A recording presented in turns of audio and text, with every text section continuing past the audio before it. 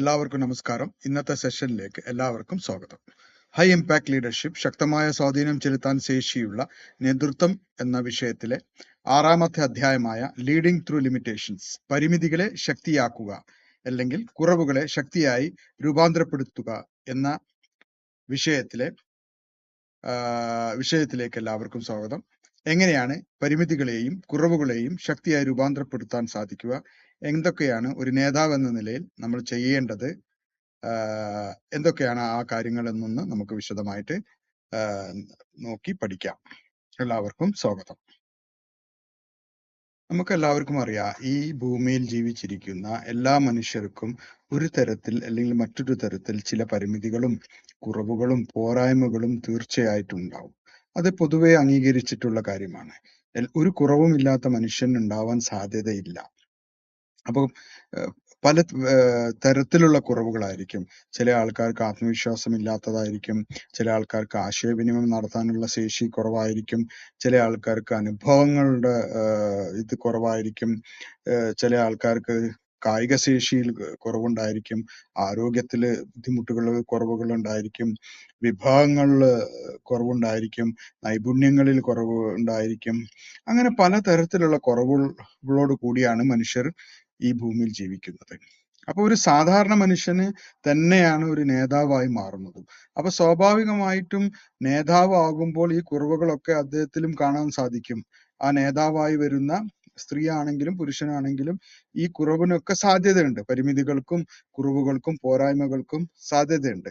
എന്നാൽ സാധാരണ നമ്മൾ നേതാവ് എന്ന് പറയുന്നതോടുകൂടി വളരെ പൂർണ്ണനായ, ഒരു കുറവുമില്ലാത്ത, അതിശക്തനായിട്ടുള്ള, വളരെയധികം ആത്മവിശ്വാസമുള്ള, വളരെയധികം അനുഭവപരിചയമുള്ള, ആശയവിനിമയം ആരോടും വളരെ ശക്തമായി നടത്താനും എഫക്റ്റീവായിട്ട് നടത്താൻ ശേഷിയുള്ള, കാര്യശേഷിയുള്ള, എല്ലാ കാര്യങ്ങളും അറിയുന്ന, നൈപുണ്യമുള്ള ഒരാളാണ് നേതാവ് എന്നുള്ളതാണ് നമ്മുടെ മനസ്സിൽ ആദ്യം വരുന്നത്. എന്നാൽ നേരത്തെ നമ്മൾ പറഞ്ഞ ഒരു മനുഷ്യനാണെങ്കിലും പരിമിതികളും കുറവുകളും പോരായ്മകളും ഉണ്ടാവുകയും ചെയ്യും. എന്നാൽ നേതാവാകുമ്പോൾ അത് മനുഷ്യൻ അതീതമായിട്ടൊരു എന്തോ ആയി മാറുന്നു എന്നുള്ളൊരു ധാരണ നമ്മുടെ മനസ്സിലുണ്ട്. എന്നാൽ യഥാർത്ഥത്തിൽ അതല്ല. എല്ലാ നേതാക്കൾക്കും, മനുഷ്യർക്കും, സാധാരണ എല്ലാവർക്കും ഉള്ള പോലത്തുള്ള പോരായ്മകളും പരിമിതികളും ഉണ്ട് എന്നുള്ളത് നമ്മൾ ആദ്യം തിരിച്ചറിയുക, അത് അംഗീകരിക്കുക എന്നുള്ളതാണ്. അപ്പം ഒരു നേതാവാകുന്നത് എപ്പോഴാണ്? ഒരു നേതാവാകുന്നത് ഒരു സംഘം ആൾക്കാരെ നയിക്കാൻ നിയോഗിക്കപ്പെടുമ്പോഴാണ് ഒരു നേതാവാകുന്നത്. അപ്പൊ ഒരു നേതാവിന്റെ ഏറ്റവും പ്രാഥമികമായിട്ടുള്ള ഒരു കാര്യം എന്ന് പറയുന്നത്, നേതാവിന് സ്വമേധയോ എന്തൊക്കെ കുറവുകളാണ് തനിക്കുള്ളതെന്നും എന്തൊക്കെ പരിമിതികളാണ് തനിക്കുള്ളതെന്നുള്ളത് തിരിച്ചറിയുകയും അത് അംഗീകരിക്കുകയും ചെയ്യുക എന്നുള്ളതാണ്. അപ്പൊ നമുക്കുള്ള പോരായ്മകളും നമുക്കുള്ള കുറവുകളും ആദ്യം നമ്മൾ തിരിച്ചറിയുക എന്നുള്ളത്, സെൽഫ് അവയർനെസ് ഉണ്ടാവുക എന്ന് പറയുന്നതാണ് ഏറ്റവും വലിയ തന്ത്രപരമായിട്ടുള്ള, ബുദ്ധിപരമായിട്ടുള്ള, സത്യസന്ധപരമായിട്ടുള്ള കാര്യം എന്നുള്ളതാണ്. അപ്പൊ തൻ്റെ പരിമിതികളും കുറവുകളും എന്താണെന്ന് തിരിച്ചറിയാൻ കഴിയാത്തതാണ് ഏതൊരു മനുഷ്യന്റെയും ഏറ്റവും വലിയ പരാജയം എന്നുള്ളതാണ് യഥാർത്ഥത്തിൽ സത്യം. അപ്പൊ ഒരു നേതാവാകുമ്പോൾ സ്വയം ഇതറിയുകയും തൻ്റെ കൂടെയുള്ള, തൻ്റെ സംഘാംഗങ്ങൾ, തൻ്റെ ടീമിലുള്ള അംഗങ്ങൾക്കും ഇതേ രീതിയിലുള്ള പരിമിതികളെ, ഓരോ വ്യക്തികളെ കുറിച്ചുള്ള അവർക്കുള്ള പരിമിതികളും കുറവുകളും പോരായ്മകളും ഒരു നേതാവ് എന്ന നിലയിൽ തിരിച്ചറിയുകയും അത് തിരിച്ചറിയുന്നതിനോടൊപ്പം തന്നെ ഓരോ വ്യക്തികൾക്കും തൻ്റെ സംഘാംഗങ്ങൾക്കും ഉള്ള കഴിവ് കൂടി തിരിച്ചറിയാനുള്ള ഒരു പരിശ്രമം നടത്തണം.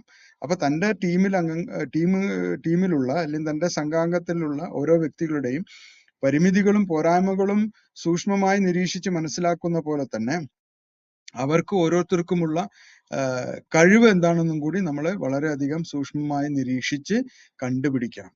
നമുക്ക് ഈ ഭൂമിയിലുള്ള എല്ലാ വ്യക്തികളും ഏതെങ്കിലും എന്ത് തന്നെ പരിമിതികളും കുറവുകളും ഉണ്ടെങ്കിലും എല്ലാവരും എന്തെങ്കിലും ഒരു വ്യത്യസ്തമായിട്ടുള്ള കഴിവോട് കൂടിയാണ് ഈ ഭൂമിയിൽ ജനിച്ചു വീഴുന്നതും അവർ വളർന്നു വരുമ്പോൾ അവർ നേടിയെടുക്കുന്നതും എന്തെങ്കിലും കഴിവുകളായിരിക്കും. അപ്പം ഒരു ടീമിനെ നയിക്കുന്ന നേതാവ് എന്ന നിലയിൽ ആദ്യം തന്നെ ഈ 2 കാര്യങ്ങളാണ് ചെയ്തു വെക്കേണ്ടത്. ഓരോരുത്തർക്കുള്ള കഴിവുകൾ എന്താണെന്നും എന്താണ് പോരായ്മ എന്നുള്ളതും മനസ്സിലാക്കുക എന്നുള്ളത്. അപ്പം പരമ്പരാഗതമായിട്ട് അജയ്യനായിട്ടുള്ള എല്ലാം അറിയുന്ന ഒരു നേതാവ് ഒരാളാണ് നേതാവ് എന്ന നിലയിൽ നിന്ന്, എന്നാൽ നല്ല നേതാവ് എന്ന് പറയുന്നത് എല്ലാം അറിയുന്നവനും എല്ലാത്തിനും അതീതനാണ് എന്നുള്ള മനോഭാവമല്ല, തന്റെ ടീമിലെ ആളുകളുടെ ശക്തിയും പോരായ്മകളും തിരിച്ചറിഞ്ഞ് ശരിയായ രീതിയിൽ അത് ഉപയോഗിക്കാൻ സാധിക്കുന്ന ഒരു വ്യക്തിയാണ് യഥാർത്ഥത്തിൽ ഒരു നേതാവ് എന്നുള്ളതാണ് നമ്മൾ മനസ്സിലാക്കേണ്ടത്. നമ്മൾ ഓരോരുത്തരും നമുക്കുള്ള കുറവുകൾ നമ്മൾ ആദ്യം മനസ്സിലാക്കി അത് അംഗീകരിക്കുന്നതുകൊണ്ടുള്ള ഒരു ഗുണം എന്താന്ന് പറഞ്ഞു കഴിഞ്ഞാൽ, ആ കുറവുകൾ നികത്താൻ ശേഷിയുള്ള പ്രാപ്തമായിട്ടുള്ള കാര്യങ്ങൾ നമുക്ക് സ്വായത്തമാക്കുക എന്നുള്ളതാണ്.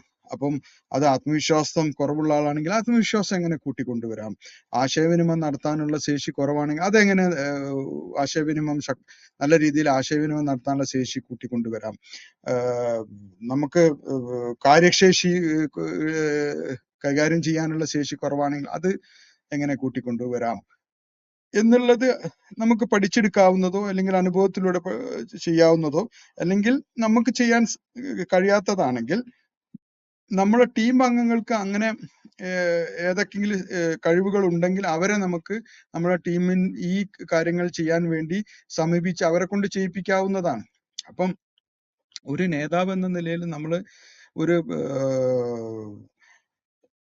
നമ്മൾ സ്വയം എന്താണ് നമ്മുടെ കഴിവും പോരായ്മകളും എന്നുള്ളത് നമ്മൾ സ്വയം മനസ്സിലാക്കുകയും അത് മറ്റുള്ളവർ ആൾക്കാരോട്, നമ്മുടെ കൂടെയുള്ള ആൾക്കാരോട് അത് ഷെയർ ചെയ്യുമ്പോൾ എന്ത് സംഭവിക്കുന്നു എന്ന് വെച്ചാൽ, ഒരു നേതാവ് തന്നെ തനിക്ക് പരിമിതികളുണ്ട് എന്ന് തന്റെ സംഘാംഗങ്ങളോട് തുറന്നു പറയുമ്പോൾ അതൊരു ട്രാൻസ്പെറന്റ് ആയിട്ടുള്ള ഒരു കാര്യമായി മാറുകയാണ്. അത് എന്ത് പറ്റുമെന്ന് പറഞ്ഞാൽ, തന്റെ കൂടെ ജോലി ചെയ്യുന്ന തന്റെ സംഘാംഗത്തിലുള്ള ആൾക്കാർക്ക് ഒരു ആത്മവിശ്വാസമാണ് നൽകുന്നത്. അതെന്താണ്? അതൊരു താൻ പരിമിതിയുള്ള ആളാണ് എന്ന് തുറന്നു പറയുമ്പോൾ അതൊരു പോരായ്മയല്ല, അതൊരു ദൗർബല്യം ആയിട്ടല്ല അവർ കാണുന്നത്. ഇദ്ദേഹം സത്യസന്ധനാണ് എന്നുള്ള രീതിയിലാണ് അവർ അതിനെ കാണുക. അപ്പൊ സ്വാഭാവികമായിട്ടും കൂടെ ജോലി ചെയ്യുന്ന നമ്മളെ സംഘാംഗങ്ങൾക്കും അവർക്കുള്ള കഴിവുകളും പരിമിതികളും എന്താണെന്നുള്ളത് തുറന്നു പറയാനുള്ള ഒരു ധൈര്യം കിട്ടുകയും അതിലൂടെ സംഘാംഗങ്ങളുടെ മൊത്തം സംഘത്തിന്റെ കഴിവുകൾ എന്താണെന്നും പരിമിതികൾ എന്താണെന്നും കുറവുകൾ എന്താണെന്നുള്ളത് നമുക്ക് മനസ്സിലാക്കാൻ സാധിക്കും. അപ്പൊ നേതൃത്വത്തിൽ വിജയിക്കാൻ പൂർണ്ണമായിട്ടുള്ള അല്ലെങ്കിൽ വളരെ പൂർണ്ണനായിട്ടുള്ള ഒരാള് ആവണം എന്നില്ല. നമുക്ക് സുപ്രധാനമായി വേണ്ടത് സമീപനമാണ്, ശരിയായ സമീപനമാണ്, ശരിയായ നിലപാടുകളാണ് വേണ്ടത്. അപ്പൊ ഒന്നും എല്ലാം പൂർണ്ണമായിട്ട് ഉള്ള ഒരാള് ആണ്, അപൂർണമായിട്ടുള്ള ആളല്ല എന്നുള്ളൊരു ധാരണ എന്റെ ആവശ്യമില്ല ഒരു നേതാവ് ആവണം എന്നുണ്ടെങ്കിൽ. അപ്പൊ കുറവുകൾ സമ്മതിക്കുന്നത് കൊണ്ട് നമുക്ക് ആ കുറവുകൾ നികത്താൻ കഴിയുന്ന ശേഷികൾ നമുക്ക് കൈവരിക്കാൻ സാധിക്കും.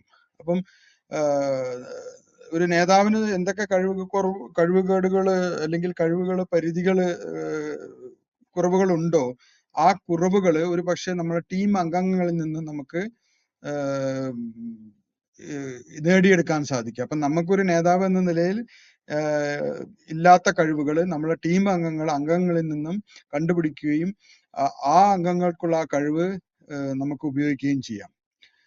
പിന്നെ മറ്റൊരു സംഗതി, നമ്മളൊരു ചില അവസരത്തില് നമുക്കോ അല്ലെങ്കിൽ നമ്മളെ സംഘാംഗങ്ങൾക്കോ ഏതെങ്കിലും രീതിയിൽ ഒരു പരിമിതി ഉണ്ടെങ്കിൽ ചില അവസരത്തിൽ ആ പരിമിതികളോട് പൊരുത്തപ്പെട്ട് കൊണ്ടുപോകുന്നതാണ് അത് ആ പരിമിതി മറികടക്കാനുള്ള പരിശ്രമത്തെക്കാൾ നല്ലത്.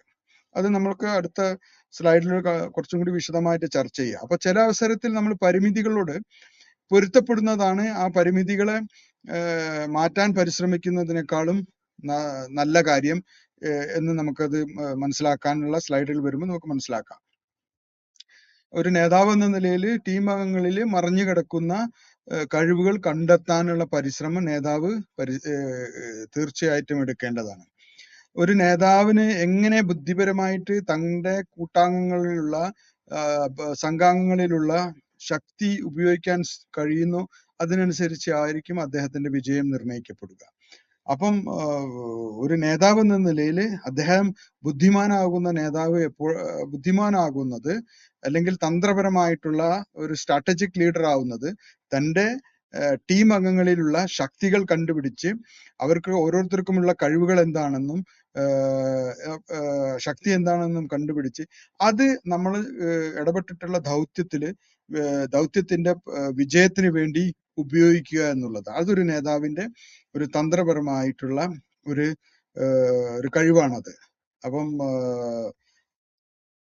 ഇനി നമുക്ക് നോക്കേണ്ടത് ഏതൊക്കെ കാര്യങ്ങളാണ് നമ്മൾ ശ്രദ്ധിക്കേണ്ടത് എന്നുള്ളതാണ്.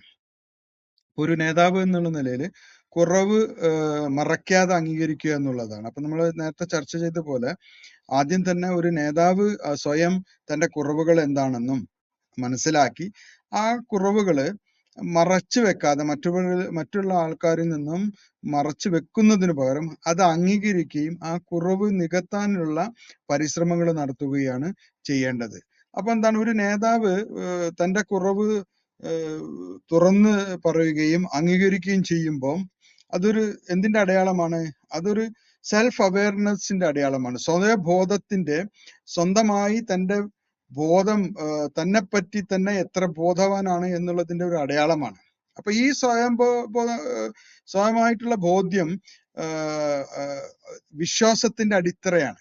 ഈ ആരുടെ വിശ്വാസം?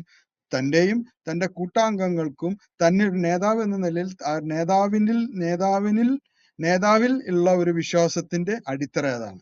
അപ്പം നേതാവ് നമ്മൾ സംസാരിച്ച പോലെ കണ്ട പോലെ കാര്യങ്ങൾ എന്തൊക്കെ കുറവുകളാണ് തനിക്കുള്ളത് എന്ന് തുറന്നു പറയുകയും അത് മറ്റുള്ളവരുമായിട്ട് ഷെയർ ചെയ്യുകയും ചെയ്യുമ്പം സുതാര്യത ഉണ്ടാവുകയാണ് യഥാർത്ഥത്തിൽ ചെയ്യുന്നത്. അപ്പൊ സുതാര്യം ആവുമ്പോൾ എല്ലാവർക്കും വിശ്വാസം കൂടുകയല്ല ചെയ്യുക. അപ്പം ഒരു മനുഷ്യന് ഏറ്റവും ഇഷ്ടപ്പെടുന്ന ഒരു കാര്യം എന്ന് പറയുന്നത് സത്യസന്ധനാവുക എന്നുള്ളതാണ്. സത്യസന്ധനാവുക എന്ന് പറയുന്നത് ചെയ്യുന്ന കാര്യത്തിൽ സുതാര്യത ഉണ്ടാവുക എന്നുള്ളതാണ്, ട്രാൻസ്പെറൻസി ഉണ്ടാവുക എന്നുള്ളതാണ്. അപ്പം അങ്ങനെയുള്ള ഒരു അവസരത്തിൽ സ്വാഭാവികമായിട്ടും ആ നേതാവിന്റെ വിശ്വാസ്യത കൂടുകയും ആ കൂടെ നിൽക്കുന്ന സംഘാംഗങ്ങൾക്ക് അദ്ദേഹത്തിനോട് മതിപ്പുണ്ടാവുകയും അദ്ദേഹത്തിനോട് തനിക്കും കുറവുണ്ടെന്ന് പറയാനുള്ള ഒരു ധൈര്യം വരികയും ചെയ്യും. അപ്പൊ നേതാവ് തന്നെ എനിക്ക് ഇന്ന പരിമിതികൾ ഉണ്ടെന്ന് പറയുമ്പോൾ സ്വാഭാവികമായിട്ടും ആ പരിമിതികൾ പരിഹരിക്കാൻ നമ്മുടെ സംഘാംഗങ്ങൾ ഒരു പക്ഷേ ആ കഴിവിനെ, നേതാവിനുള്ള പരിമിതികളെ തരണം ചെയ്യാൻ ശേഷിയുള്ള കഴിവുള്ള സംഘാംഗങ്ങളുടേത് മുന്നോട്ട് വരികയും അദ്ദേഹത്തെ സഹായിക്കുകയും ചെയ്യും. അപ്പം വിശ്വാസം ശക്തിപ്പെടുകയും മാനുഷിക ബന്ധം രൂപപ്പെടുകയും ചെയ്യും. എങ്ങനെ? ഒരു നേതാവ് സ്വയം കുറവുകൾ പരിഹരിക്കാതെ അത് അംഗീകരിച്ച് മുന്നോട്ട് പോവുകയാണെങ്കിൽ. അപ്പം നമുക്കുള്ള കുറവുകൾ മറക്കാൻ ശ്രമിച്ചാൽ എന്താ സംഭവിക്കുക? നമ്മൾ ഒരു നേതാവ് എന്ന നിലയിൽ അല്ലെങ്കിൽ ഒരു സംഘാംഗം എന്ന നിലയിൽ നമ്മളെ കുറവുകൾ മറയ്ക്കാനാണ് ശ്രമിച്ചതെങ്കിൽ നമ്മൾ ഇടപെടുന്ന കാര്യങ്ങളിലൊക്കെ തെറ്റ് വരാനും വലിയ വലിയ അപകടങ്ങളിലേക്ക് നയിക്കാനും സാധ്യതയുണ്ട്. അപ്പം ഒരു നല്ല നേതാവ് എന്ന് പറയുന്നത് തന്റെ പരിമിതികൾ തുറന്നു പറയുകയും മറ്റുള്ളവർക്ക് അത് തന്റെയും പരിമിതികളും കഴിവുകളും തുറന്നു പറയാനുള്ള ധൈര്യം പകർന്നു നൽകുകയാണ് ചെയ്യുന്നത്. അതിന് ഒരുപാട് ഉദാഹരണങ്ങളുണ്ട്. ഇപ്പം നന്നായിട്ട് പഠിപ്പിക്കാൻ സാധിക്കുന്ന ഒരു വിഷയത്തിൽ അഗാധമായ പാണ്ഡിത്യമുള്ള, നന്നായി കുട്ടികളോട് കാര്യങ്ങൾ മനസ്സിലാക്കി കൊടുക്കാൻ സാധിക്കുന്ന ഒരു അധ്യാപകനുണ്ട്. എന്നാൽ പെട്ടെന്ന് കഴിഞ്ഞ കോവിഡ് വന്നപ്പം നമ്മൾ ഓൺലൈൻ ആയിട്ട് സ്കൂൾ അധ്യയനം അല്ലെങ്കിൽ കോളേജ് അധ്യയനം നടത്തേണ്ട ഒരു സാഹചര്യത്തിൽ ഈ അധ്യാപകന് വിഷയത്തിലും പഠിപ്പിക്കാനുള്ള ശേഷി ഉണ്ടെങ്കിലും ടെക്നോളജി യൂസ് ചെയ്യാനുള്ള കഴിവ് കുറച്ച് കുറവാണ്. അതിൽ കുറച്ച് പരിമിതികളുണ്ട്. അപ്പം അതും കൂടി ഉണ്ടെങ്കിൽ മാത്രമേ ഓൺലൈനായിട്ടുള്ള വിദ്യാഭ്യാസം പഠനം നടത്താൻ സാധിക്കുകയുള്ളൂ. അപ്പൊ എന്നാൽ ഈ അധ്യാപകന് അതിനുള്ള ശേഷിയില്ല. ആ ഒരു IT ഇൻഫർമേഷൻ ടെക്നോളജി അല്ലെങ്കിൽ ടെക്നോളജി ഉപയോഗിക്കാനുള്ള ശേഷി കുറവാണെങ്കിൽ എന്താ ചെയ്യുക? അത് ആ കുറവ്, ആ പരിമിതി പുറത്തേക്ക് പറയാതെ അത് അംഗീകരിക്കാതെ അത് മറച്ചു വെച്ചാൽ അദ്ദേഹം ക്ലാസ് എടുക്കുമ്പോൾ ഒരുപാട് പ്രശ്നങ്ങൾ, ഓൺലൈൻ ക്ലാസ് എടുക്കുമ്പോൾ ഒരുപാട് പ്രശ്നങ്ങൾ ഉണ്ടാവാൻ സാധ്യതയുണ്ട്.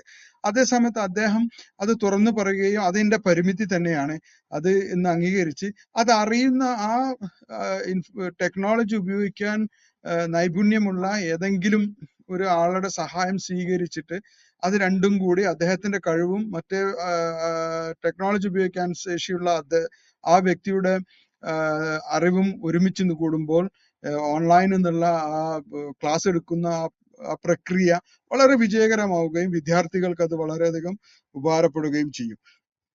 അപ്പൊ കുറവ് മറച്ചു വെക്കാതെ അത് അംഗീകരിക്കുകയും ചെയ്യുന്നത് കൊണ്ട് ഒരു നേതാവ് തന്നെ അത് അംഗീകരിക്കുകയും മറ്റുള്ളവരോട് സുതാര്യമായി പറയുകയും ചെയ്യുമ്പം കൂടെയുള്ള ആൾക്കാർക്ക് നേതാവിലുള്ള വിശ്വാസത കൂടുകയും അവർക്ക് ആത്മവിശ്വാസം കൂടുകയും നേതാവിനുള്ള കുറവുകൾ നികത്താൻ ശേഷിയുള്ള കഴിവുള്ള ആൾക്കാർ മുന്നോട്ട് വന്ന് അദ്ദേഹത്തെ സഹായിക്കുകയും ചെയ്യും. അപ്പം വലിയ അറിവില്ലായ്മ കൊണ്ട് പരിമിതികൾ കൊണ്ട് തെറ്റുകൾ വരാൻ സാധ്യതയുള്ള അവസരങ്ങൾ കുറയ്ക്കാനും നമുക്ക് അതുകൊണ്ട് സാധിക്കും. നമ്മൾ ശ്രദ്ധിക്കേണ്ട മറ്റൊരു കാര്യമാണ്, എല്ലാ അവസരത്തിലും നമ്മൾ കുറവുകൾ നികത്താൻ വേണ്ടിയുള്ള പരിശ്രമത്തിന് വേണ്ടി പോരാടേണ്ട ആവശ്യമില്ല.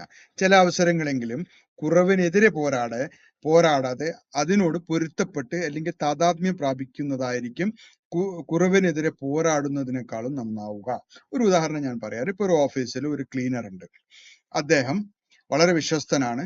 വളരെ കൃത്യമായി, വളരെ കഠിനമായി ക്ലീനിങ് എന്നുള്ള ജോലി അദ്ദേഹത്തിന് നിക്ഷിപ്തമായിട്ടുള്ള കാര്യം ക്ലീനിങ് ആണ്. ഓഫീസ് വളരെ വൃത്തിയായിട്ട് ഏതവസരത്തിലും നമുക്ക് ആശ്രയിക്കാൻ പറ്റുന്ന വളരെ വിശ്വസ്തനായിട്ടുള്ള ഒരു ആളാണ്. എന്നാൽ അദ്ദേഹത്തിന് ആൾക്കാരോട് പെരുമാറാൻ വേണ്ടത്ര രീതിയിൽ അറിയാത്ത ഒരാളാണെങ്കിൽ നമ്മളൊരു നേതാവ് എന്ന നിലയിൽ അദ്ദേഹത്തിന്റെ കഴിവ് എന്താണ്?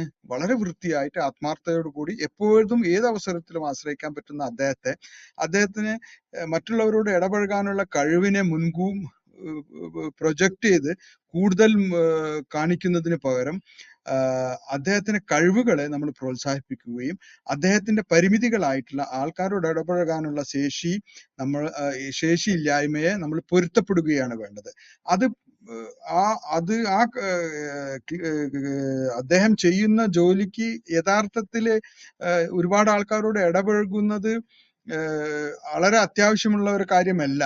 ഉണ്ടെങ്കിൽ നല്ലതാണ്, പക്ഷെ അത് അത്യാവശ്യമുള്ള കാര്യമല്ല എന്ന് മനസ്സിലാക്കിയിട്ട് അദ്ദേഹത്തിന്റെ പരിമിതിയോട് നമ്മൾ പൊരുത്തപ്പെടുകയാണ് വേണ്ടത്.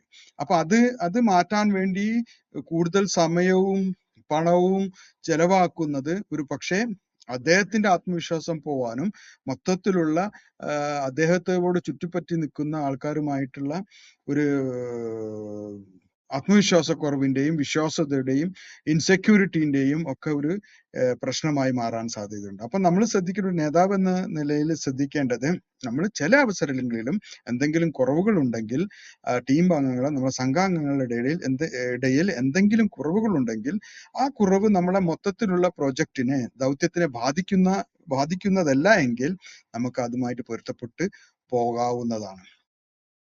എല്ലാ കുറവുകളും ശരിയാക്കേണ്ടതല്ല. അപ്പം എല്ലാ കുറവുകളും ശരിയാക്കണം എന്നുള്ളതല്ല. ഓരോ വ്യക്തികളിലും നിയുക്തമായിട്ടുള്ള ദൗത്യം എന്താണോ ആ ദൗത്യത്തിൽ ഏറ്റവും സുപ്രധാനമായി ആ ദൗത്യത്തിന് വേണ്ട നൈപുണ്യം അദ്ദേഹത്തിനുണ്ടെങ്കിൽ ചിലത് നമുക്ക് നികത്തേണ്ടതോ തിരുത്തേണ്ടതായിട്ടുള്ള കാര്യമില്ല. ചിലപ്പോൾ രീതികൾ മാറ്റിയാൽ മതിയായിരിക്കും. നമ്മൾ ആ കുറവുകൾ പരിഹരിക്കാൻ പരിശ്രമിച്ച് പരാജയപ്പെടുന്നതിനേക്കാളും നല്ലത് ആ രീതി മാറ്റുക എന്നുള്ളത്. അപ്പൊ ഞാൻ നേരത്തെ പറഞ്ഞ ആ ഓഫീസ് ക്ലീൻ ചെയ്യുന്ന അദ്ദേഹത്തെ നമുക്ക് എന്ത് ചെയ്യാം, ആൾക്കാരുമായിട്ട് ഇടപഴകാനുള്ള അവസരങ്ങൾ ഇടപെടേണ്ട സാഹചര്യങ്ങൾ ഇല്ലാതാക്കുക എന്നുള്ളതാണ്. അപ്പൊ എന്താണ്, അദ്ദേഹം കൃത്യമായി ജോലി ചെയ്യുകയും അത് നമുക്ക് ഉപകാരപ്പെടുകയും ചെയ്യും. എന്നാൽ അദ്ദേഹത്തിന് ഒരു സ്ട്രെസ്, അദ്ദേഹത്തിന് ഒരു പ്രശ്നമില്ലാത്ത രീതിയിൽ ആവുകയും ചെയ്യും. അപ്പം അതാണ് നമ്മൾ ശ്രദ്ധിക്കേണ്ട ഒരു കാര്യം. അതുപോലെ തന്നെ ഒരു നേതാവ് ശ്രദ്ധിക്കേണ്ട മറ്റൊരു കാര്യമാണ് കുറവുകൾ ഉണ്ടായാലും ആളുകളെ പ്രോത്സാഹിപ്പിക്കുക എന്നുള്ളത്. അപ്പം നമുക്ക് അറിയാം, എല്ലാ വ്യക്തികൾക്കും എല്ലാ കാര്യത്തിലും നൈപുണ്യം ഉണ്ടാവണം എന്നില്ല. ചില പരിമിതികളും കുറവുകളും ഉണ്ടാവും. അപ്പം നമ്മള് നേരത്തെ ഉദാഹരണം തന്നെ എടുത്താൽ അദ്ദേഹത്തിന്റെ സുപ്രധാനമായ അദ്ദേഹത്തിന്റെ ദൗത്യം എന്ന് പറയുന്നത് ഓഫീസ് നന്നായി ക്ലീൻ ചെയ്യുക എന്നുള്ള അത് അദ്ദേഹം വളരെ വൃത്തിയായി ചെയ്യുന്നുണ്ട്. അപ്പൊ ആ ചെയ്യുന്നതിന് അദ്ദേഹത്തെ പ്രോത്സാഹിപ്പിക്കുകയാണ് വേണ്ടത്. അല്ലാതെ ആൾക്കാരുമായിട്ട് ഇടപെടാൻ അദ്ദേഹത്തിന് ഇല്ലാത്ത അദ്ദേഹത്തിനുള്ള കുറവിനെ നമ്മള് കൂടുതലായിട്ട് പ്രൊജക്ട് ചെയ്തിട്ട് കൂടുതലായിട്ട് അതിന് കൂടുതൽ പ്രാതിനിധ്യം കൊടുത്ത് അതൊരു കഴിവുകേടാണ് അദ്ദേഹത്തിൻ്റെത് എന്നുള്ളത് നമ്മൾ അദ്ദേഹത്തെയോ അല്ലെങ്കിൽ അദ്ദേഹവുമായിട്ട് ഇടപഴകുന്ന മറ്റുള്ളവരുടെയുമായിട്ട് നമ്മൾ ചർച്ച ചെയ്യാൻ പാടില്ല. എന്ത് തന്നെയായാലും കുറവുകൾ എത്ര തന്നെ ഉണ്ടെങ്കിലും നമ്മൾ ആളുകളെ പ്രോത്സാഹിക്കാൻ പരിശ്രമിക്കുകയും പഠിക്കുകയും വേണം. അതാണ് ഒരു നേതാവിന്റെ സുപ്രധാനമായിട്ടുള്ള ഒരു ഉത്തരവാദിത്തം എന്ന് പറയുന്നത്. അപ്പം അതൊരു ദയാപരമായിട്ടുള്ള കാര്യമല്ല. അപ്പം ഒരു പരിമിതിയുള്ള ഒരാളോട് നമ്മൾ നന്നായി പെരുമാറുന്നത് അത് ഒരു ദയാപരമായിട്ടുള്ള ഒരു കാരുണ്യമല്ല. യഥാർത്ഥത്തിൽ അത് ഒരു ബുദ്ധിപരമായിട്ടുള്ള തന്ത്രമാണ്. കാരണം അദ്ദേഹത്തിന്റെ കഴിവ് എന്താണോ ആ കഴിവ് ഉയർത്തുകയും അദ്ദേഹത്തിന്റെ പരിമിതികള് കുറവുകള് വളരെ താഴ്ത്തിക്കൊണ്ടുവരികയാണ് ചെയ്യേണ്ടത്. അതിലൂടെ എന്താവും അദ്ദേഹത്തിനുള്ള കഴിവ് വളരെ നല്ല രീതിയിൽ നമ്മളെ ദൗത്യത്തിന് വേണ്ടി നമ്മൾ ഇടപെട്ടിട്ടുള്ള കാര്യത്തിന് വേണ്ടി ഉപയോഗിക്കാൻ അദ്ദേഹം പരിശ്രമിക്കും. ഇപ്പം കുറവുകൾ ഉണ്ടെങ്കിലും പ്രോത്സാഹനം നൽകുന്നത് മാനസികമായ സുരക്ഷിതത്വം നൽകും. അപ്പൊ നമ്മളൊരു ഇപ്പൊ നേരത്തെ പറഞ്ഞ ഉദാഹരണത്തില് നമ്മളെ കൂടെ ജോലി ചെയ്യുന്ന ആൾക്ക് എന്ത് കുറവുണ്ടെങ്കിലും എന്നാൽ അദ്ദേഹം ചെയ്യുന്ന കാര്യത്തിൽ കഴിവുള്ള ആളാണെങ്കിലും അദ്ദേഹത്തിന് ആ പരിമിതികളെ നമ്മൾ വകവെക്കാതെ പ്രോത്സാഹനം നൽകുമ്പോൾ എന്ത് സംഭവിക്കും അദ്ദേഹത്തിന് ഒരു സേഫ്റ്റി ഫീൽ ചെയ്യും. ഈ ഞാൻ ഉള്ള ഈ സ്ഥാപനത്തിൽ എനിക്കൊരു ഭീഷണി ഇല്ല, എനിക്ക് സംസാരിക്കാൻ അറിയാത്തത് കൊണ്ട് അല്ലെങ്കിൽ ഇടപെടാൻ അറിയാത്തത് കൊണ്ട് എൻ്റെ ജോലിക്കോ ഒന്നും ഒരു ഭീഷണി ഇല്ല എന്നുള്ള ഒരു അവസ്ഥയിലേക്ക് എത്തുകയും അതൊരു നമ്മളൊരു നേതാവ് എന്ന നിലയിൽ നമുക്ക് ആളുകളെ പ്രോത്സാഹിപ്പിക്കാനുള്ള ശേഷി കൂട്ടുകയാണ്. അതൊരു പ്രതീക്ഷയുള്ള ഒരു നേതാവായി മാറുകയും ചെയ്യും. അപ്പൊ നമുക്കും ഗുണമാണ്. നമ്മള് ഒരു നേതാവ് എന്ന നിലയിൽ നമ്മുടെ കൂടെ ജോലി ചെയ്യുന്ന ആൾക്കാരുടെ ഇടയിൽ നമ്മളൊരു പ്രതീക്ഷ നൽകുന്ന ഒരു നേതാവായി മാറുകയും എന്നാൽ നമ്മളെ കൂടെ ജോലി ചെയ്യുന്ന ആൾക്ക് ഒരു സുരക്ഷിതത്വ ബോധം നമുക്ക് നൽകാൻ സാധിക്കുകയും ചെയ്യും. ഓക്കെ, മറ്റൊരു ഉദാഹരണം പറയുകയാണെങ്കിൽ ഒരു വിദ്യാർത്ഥിക്ക് നന്നായി എഴുതാനും പഠിക്കാനൊക്കെ സാധിക്കും. പക്ഷെ ഒരു സ്റ്റേജിൽ നിന്ന് സംസാരിക്കാൻ അറിയാത്ത ഒരാളാണെങ്കിൽ നമ്മൾ അദ്ദേഹത്തെ അങ്ങനത്തെ ഒരു സാഹചര്യത്തിലൂടെ കടത്തിവിടാതിരിക്കുക എന്നുള്ളതാണ് ഏറ്റവും നല്ല കാര്യം. ആ കഴിവ് ആർജിക്കാനുള്ള പരിശ്രമങ്ങളും അവസരങ്ങളും കൊടുത്ത് അദ്ദേഹത്തിന് ആ ശേഷി സ്വായത്തമാക്കിയതിന് ശേഷം വേണമെങ്കിൽ നമുക്ക് എന്ത് ചെയ്യാം, അദ്ദേഹത്തിന് അങ്ങനെ ഒരു അവസരം കൊടുത്ത് ആത്മവിശ്വാസത്തോടു കൂടി അത് ചെയ്യാനുള്ള ഒരു ചുറ്റുപാടുണ്ടാക്കിയെടുക്കാം എന്നുള്ളതാണ്. നമ്മള് ഒരു നേതാവ് എന്ന നിലയിൽ ആളുകളുടെ കുറവുകൾ നമ്മൾ അവരെ ദ്രോഹിക്കാനോ അല്ലെങ്കിൽ അവരെ തകർക്കാനോ നിരുത്സാഹപ്പെടുത്താനോ ആത്മവിശ്വാസം ഇല്ലാത്തവരാക്കാനോ വേണ്ടി ഉപയോഗിക്കാൻ പാടില്ല. ഒരു നല്ല നേതാവ്, ഒരു ഹൈ ഇമ്പാക്ട് ശക്തമായ സ്വാധീനം ചെലുത്താൻ ശേഷിയുള്ള ഒരു നേതാവ് എന്ന് പറയുന്നത് ഒരിക്കലും ആളുകളെ തകർക്കാൻ വേണ്ടി അവരുടെ പരിമിതികളും കഴിവുകളും കഴിവുകേടുകളും പോരായ്മകളും ഉപയോഗിക്കാറില്ല. അവരെ പരിമിതികളും കുറവുകളും തിരിച്ചറിഞ്ഞ് അവരെ ഉയർത്തിക്കൊണ്ടുവരാൻ എന്തൊക്കെ ചെയ്യണമോ അതൊക്കെ ചെയ്യുന്ന ഒരാളാണ് യഥാർത്ഥത്തിൽ ഒരു ഹൈ ഇമ്പാക്ട് ലീഡർ എന്ന് പറയുന്നത്. അപ്പൊ നമ്മള് കുറവുണ്ടെങ്കിലും പ്രോത്സാഹനം കൊടുക്കുമ്പോൾ സ്വാഭാവികമായിട്ടും ആ കൂട്ടാളിക്ക്, നമ്മുടെ സംഘാംഗത്തിന് ആത്മവിശ്വാസം കൂടുകയും അത് നല്ല ഇപ്പൊ ചെയ്യുന്നതിനേക്കാളും ശക്തമായ മെച്ചപ്പെട്ട പ്രകടനം കാഴ്ചവെക്കാൻ സാധിക്കുകയും ചെയ്യും.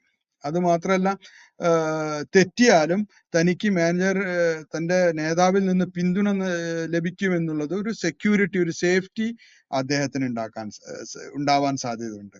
അത് മാത്രമല്ല കഴിവുകൾ ഉപയോഗിക്കുകയും പ്രോത്സാഹനം നൽകുകയും ചെയ്യുമ്പോൾ സ്വാഭാവികമായിട്ടും ഞാനും ഈ സ്ഥാപനത്തിൽ വിലപ്പെട്ട ഒരാളാണ് എന്നുള്ള ഒരു ബോധം ഉണ്ടാവുകയും കൂടുതൽ ആത്മാർത്ഥതയോടുകൂടി പ്രവർത്തിക്കാൻ അദ്ദേഹം പരിശ്രമിക്കുകയും ചെയ്യും. കുറവുകളെ കാണേണ്ടത് എങ്ങനെയാണ്? ആളുകളെ കുറ്റപ്പെടുത്താനുള്ള ഒരു ആയുധമായിട്ടല്ല, ആളുകളെ പ്രോത്സാഹിപ്പിക്കാൻ വേണ്ടിയിട്ടുള്ളതായിരിക്കണം.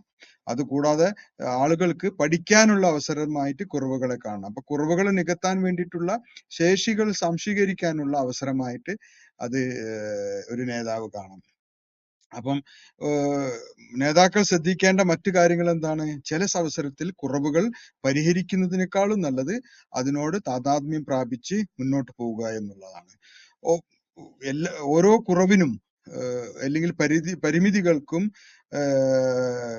ഒരു പഠനത്തിനുള്ള ഒരു അവസരമുണ്ട് എന്നുള്ളതാണ്. അപ്പം ഓരോ കുറവും ഓരോ പരിമിതിയും ഒരു പഠന സാധ്യതയുള്ള ഒരു കാര്യമാണ് എന്നുള്ളത് തിരിച്ചറിയാൻ ഒരു നേതാവിന് കഴിയേണ്ടതുണ്ട്. പിന്നെ ആളുകളെ തകർക്കാനല്ല നേതാവ് ശ്രമിക്കേണ്ടത്, ആളുകളെ വളർത്താൻ വേണ്ടിയിട്ടാണ് ശ്രമിക്കേണ്ടത്.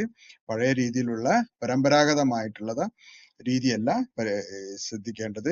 കുറവുകൾ ഒരു പോരായ്മയായിട്ടോ അല്ലെങ്കിൽ ദൗർബല്യമായിട്ടോ കാണാതെ കുറവുകൾ വളരാനും പഠിക്കാനും മുന്നോട്ട് പോകാനുമുള്ള ഒരു കാര്യമായിട്ട് ഒരു അവസരമായിട്ട് ഒരു നേതാവ് കാണണം. പിന്നെ നല്ല നേതാവ് എന്ന് പറയുന്നത് നമ്മൾ നേരത്തെ തുടക്കത്തിൽ സംസാരിച്ച പോലെ അജയ്യനായ, എല്ലാം അറിയുന്ന, ഒരു കുറവുമില്ലാത്ത പരിപൂർണനായ ഒരാളല്ല ഒരു നേതാവ്. നേതാവ് എപ്പോഴും ശക്തനും പൂർണ്ണനും ആവണം എന്നില്ല. ശക്തികളെ ശരിയായി ഉപയോഗിക്കാൻ കഴിവുള്ളവനാണ് യഥാർത്ഥത്തിൽ നേതാവ്.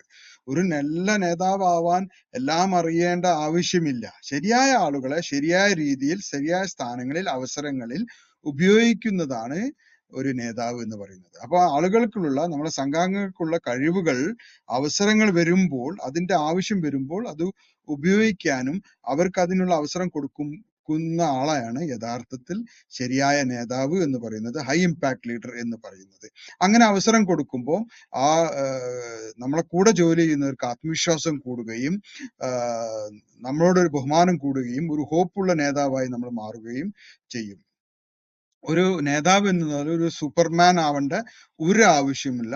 മറ്റെല്ലാ മനുഷ്യർക്കുള്ള പോലുള്ള ബലഹീനത ഉള്ള ആളാണെന്ന് സ്വയം അംഗീകരിക്കുകയും മറ്റുള്ളവരും അതുപോലത്തെ ബലഹീനതകളും പരിമിതികളും പോരായ്മകളുള്ള ആളെന്ന് നേതാവും അംഗീകരിച്ചു കഴിഞ്ഞാൽ വളരെ സുതാര്യമായിട്ടുള്ള, വളരെ ആത്മവിശ്വാസമുള്ള, വളരെയധികം ബഹുമാനമുള്ള, വളരെയധികം കൊടുക്കൽ വാങ്ങുകൾ നടക്കുന്ന ഒരു ഒരു ഒരു സംഘാംഗമായ ഒരു ടീമായിട്ട് നമുക്ക് രൂപപ്പെടാൻ സാധിക്കും.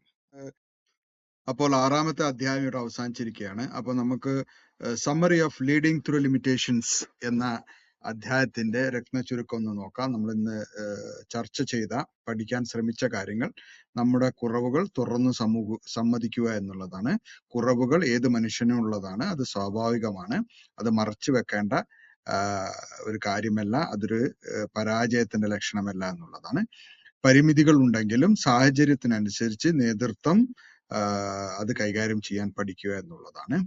വ്യക്തിപരമായ അഭിമാനത്തെ നോക്കാതെ ടീമിന്റെ ആവശ്യങ്ങൾക്കനുസരിച്ച് നമ്മൾ ജോലികൾ വിഭജിച്ച് നൽകുക. ഓരോരുത്തർക്ക് ഉള്ള കഴിവുകൾക്കനുസരിച്ച് നമ്മൾ ജോലികൾ വിഭജിച്ച് നൽകുക. ടീമിലെ മറഞ്ഞിരിക്കുന്ന കഴിവുകൾ കണ്ടെത്തുകയും അത് വളർത്തുകയും ചെയ്യുക. തുറന്നു സംസാരിക്കാൻ എല്ലാവർക്കും സുരക്ഷിതമായ ഒരു അന്തരീക്ഷം ഒരു നേതാവ് എന്ന നിലയിൽ നമ്മൾ സൃഷ്ടിക്കേണ്ടത് നമ്മളെ കടമയാണ്. അത് തന്ത്രപരമായിട്ടുള്ള നേതൃത്വത്തിന്റെ ഒരു ഗുണമാണ്. അവിടെ നമ്മൾ എല്ലാവർക്കും സുരക്ഷിതമായിട്ടുള്ള ആത്മവിശ്വാസമുള്ള ഒരു അന്തരീക്ഷം സൃഷ്ടിക്കുമ്പോൾ സ്വാഭാവികമായിട്ടും വിശ്വാസം കൂടുകയും വളരെ ശക്തമായിട്ടുള്ള പ്രവർത്തനങ്ങൾ കാഴ്ചവെക്കാൻ നമ്മുടെ കൂടെയുള്ള സംഘാംഗങ്ങൾക്ക്, ടീം മെമ്പേഴ്സിന് കഴിയുകയും ചെയ്യും. അപ്പൊ കുറവുകൾ സമ്മതിക്കുന്നത് ദൗർബല്യമല്ല, അത് വിശ്വാസവും വളർച്ചയും ഉണ്ടാക്കാൻ ശേഷിയുള്ള ഒരു ശക്തിയാണെന്നുള്ളത് തിരിച്ചറിയുക. അപ്പോൾ 6-ാമത്തെ അധ്യായം ഇവിടെ അവസാനിച്ചിരിക്കുകയാണ്. എല്ലാവർക്കും നന്ദി.